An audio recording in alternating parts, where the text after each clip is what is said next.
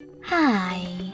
In front of me is Infinix Note 30 Pro, and today I would like to show you how you can edit passwords saved in Google Passwords Manager.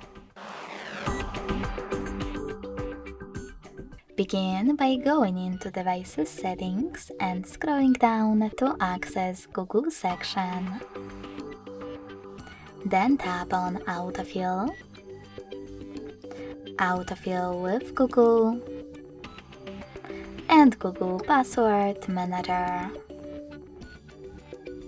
Following that, just tap on one of your passwords that you wish to edit and enter your current login method. Then select Edit button right next to the delayed one and change wherever you wish to.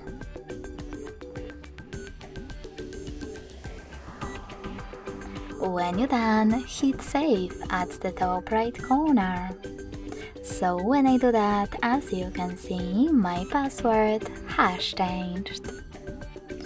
Thanks so much for watching. If you enjoyed this video, don't forget to leave a like, comment and subscribe.